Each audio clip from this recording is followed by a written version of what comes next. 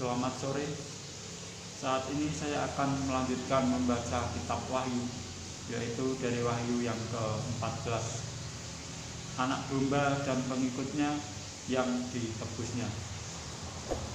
Dan aku melihat sesungguhnya anak domba berdiri di bukit Sion, dan bersama-sama dengan dia 144.000 orang, dan di dahi mereka tertulis namanya dan nama Bapanya.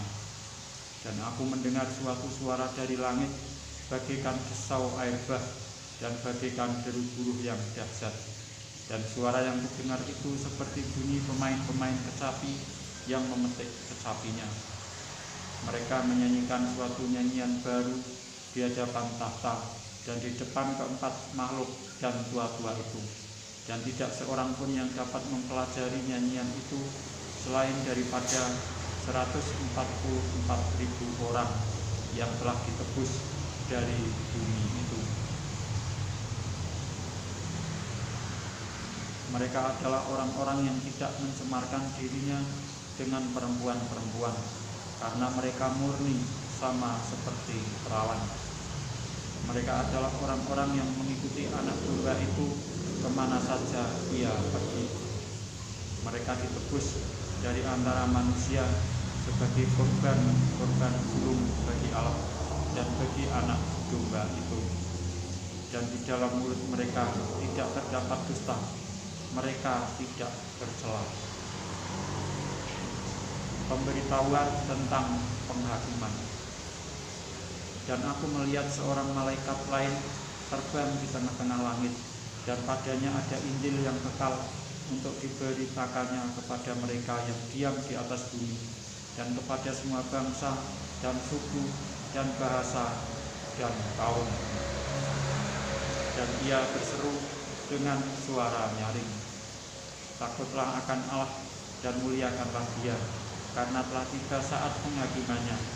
Dan sembahlah Dia yang telah menjadikan langit dan bumi dan laut dan semua mata air. Dan seorang malaikat lain, malaikat kedua, menyusul dia dan berkata, Sudah rubuh Babel, kota besar itu, yang telah memabukkan segala bangsa dengan anggur hawa nafsu cabulnya.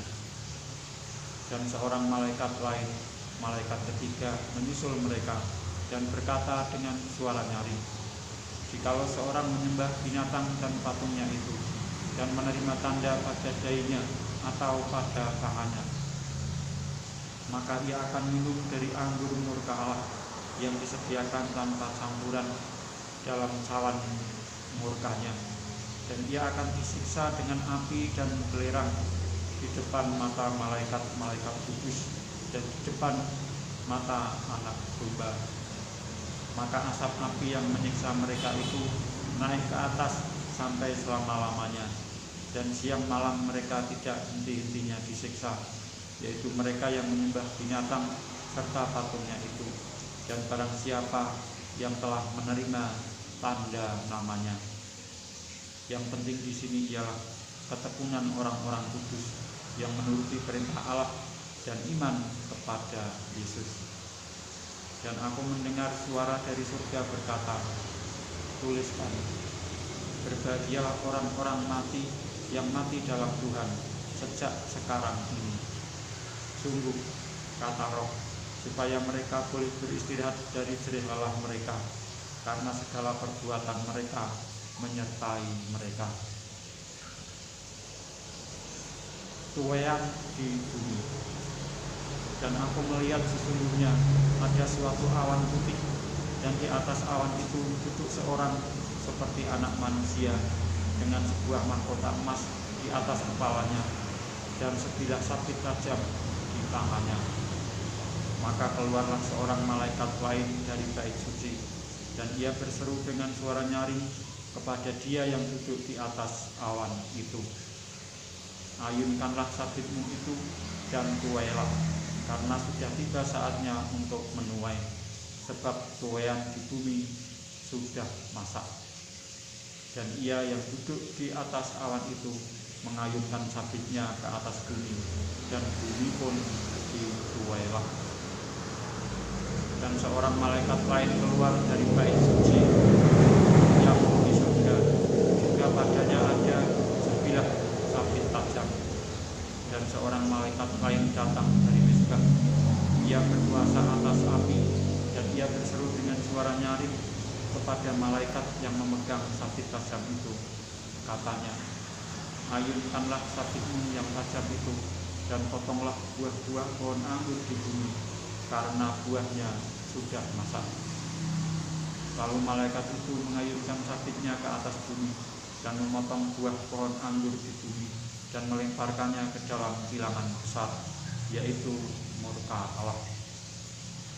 Dan buah-buah anggur itu dikilang di luar kota, dan dari kilangan itu mengalir darah, tingginya sampai ke kekang kuda, dan jauhnya 200 mil.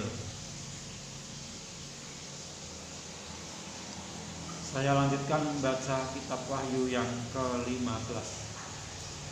Nyanyian mereka yang menang. Dan aku melihat suatu tanda lain di langit, besar dan ajaib, 7 malaikat dengan 7 malapetaka terakhir, karena dengan itu berakhirlah murka Allah. Dan aku melihat sesuatu bagaikan laut. Saya ulangi. Dan aku melihat sesuatu bagaikan lautan kaca bercampur api, dan di tepi lautan kaca itu berdiri orang-orang yang telah mengalahkan binatang itu dan patungnya dan bilangan namanya. Pada mereka ada kecapi Allah, dan mereka menyanyikan nyanyian Musa hamba Allah dan nyanyian anak domba. Bunyinya, besar dan ajaib segala pekerjaanmu, ya Tuhan Allah yang Maha Kuasa. Adil dan benar segala jalanmu, ya Raja segala bangsa. Siapakah yang tidak takut, ya Tuhan, dan yang tidak memuliakan namamu? Sebab Engkau saja yang kudus, karena semua bangsa akan datang dan sujud menyembah Engkau, sebab telah nyata kebenaran segala penghakimanmu. 7 malaikat dengan 7 cawan murka Allah. Kemudian daripada itu aku melihat orang membuka bait suci, kemah kesaksian di surga, dan 7 malaikat dengan 7 malapetaka itu keluar dari bait suci, berpakaian lenan yang putih bersih dan berkilau-kilauan, dan dadanya berlilitkan ikat pinggang dari emas. Dan satu dari keempat makhluk itu memberikan kepada ke-7 malaikat itu 7 cawan dari emas yang penuh berisi murka Allah, yaitu Allah yang hidup sampai selama-lamanya. Dan bait suci itu dipenuhi asap karena kemuliaan Allah dan karena kuasanya, dan seorang pun tidak dapat memasuki bait suci itu sebelum berakhir ke-7 malapetaka dari ke-7 malaikat itu. Saya lanjutkan membaca kitab Wahyu yang ke-16, ke-7 malapetaka. Dan aku mendengar suara yang nyaring dari dalam bait suci, berkata kepada ke-7 malaikat itu, pergilah dan tumpahkanlah ke-7 cawan murka Allah itu ke atas bumi. Maka pergilah malaikat yang pertama, dan ia menumpahkan cawannya ke atas bumi. Maka timbullah bisul yang jahat dan yang berbahaya pada semua orang yang memakai tanda dari binatang itu dan yang menyembah patungnya. Dan malaikat yang kedua menumpahkan cawannya ke atas laut, maka airnya menjadi darah seperti darah orang mati, dan matilah segala yang bernyawa yang hidup di dalam laut. Dan malaikat yang ketiga menumpahkan cawannya atas sungai-sungai dan mata-mata air, dan semuanya menjadi darah. Dan aku mendengar malaikat yang berkuasa atas air itu berkata, adil engkau yang ada dan yang sudah ada, engkau yang kudus, yang telah menjatuhkan hukuman ini, karena mereka telah menumpahkan darah orang-orang kudus dan para nabi, Engkau juga telah memberi mereka minum darah. Hal itu wajar bagi mereka. Dan aku mendengar mezbah itu berkata, ya Tuhan Allah yang Maha Kuasa, benar dan adil segala penghakiman-Mu. Dan malaikat yang keempat menumpahkan cawanya ke atas matahari, dan kepadanya diberi kuasa untuk menghanguskan manusia dengan api. Dan manusia dihanguskan oleh panas api yang dahsyat, dan mereka menghujat nama Allah yang berkuasa atas malapetaka itu, dan mereka tidak bertobat untuk memuliakan Dia. Dan malaikat yang kelima menumpahkan cawanya ke atas tahta binatang itu, dan kerajaannya menjadi gelap, dan mereka menggigit lidah mereka karena kesakitan. Dan mereka menghujat Allah yang di surga karena kesakitan dan karena bisul mereka, tetapi mereka tidak bertobat dari perbuatan mereka. Dan malaikat yang keenam menumpahkan cawanya ke atas sungai yang besar, sungai Efrat, lalu keringlah airnya, supaya siaplah jalan bagi raja-raja yang datang dari sebelah timur. Dan aku melihat dari mulut naga dan dari mulut binatang dan dari mulut nabi palsu itu keluar 3 roh najis yang menyerupai katak. Itulah roh-roh setan yang mengadakan perbuatan-perbuatan ajaib, dan mereka pergi mendapatkan raja-raja di seluruh dunia untuk mengumpulkan mereka guna peperangan pada hari besar, yaitu hari Allah yang Maha Kuasa. Lihatlah, aku datang seperti pencuri.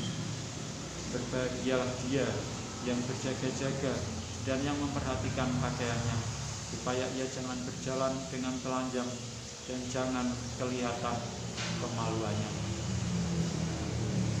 Lalu ia mengumpulkan mereka di tempat yang dalam bahasa Ibrani disebut Harmagedon. Dan malaikat yang ketujuh menumpahkan cawanya ke angkasa, dan dari dalam bait suci kedengaranlah suara yang nyaring dari tahta itu. Katanya, sudah terlaksana. Maka memancarlah kilat dan menderulah bunyi guruh, dan terjadilah gempa bumi yang dahsyat seperti belum pernah terjadi sejak manusia ada di atas bumi. Begitu hebatnya gempa bumi itu. Lalu terbelahlah kota besar itu menjadi 3 bagian, dan runtuhlah kota-kota bangsa-bangsa yang tidak mengenal Allah. Maka teringatlah Allah akan Babil yang besar itu, untuk memberikan kepadanya cawan yang penuh dengan anggur raman murkanya. Dan semua pulau hilang lenyap, dan tidak ditemukan lagi gunung-gunung. Dan hujan es besar seberat 100 pon jatuh dari langit menimpa manusia, dan manusia menghujat Allah karena malapetaka hujan es itu, sebab malapetaka itu sangat dahsyat.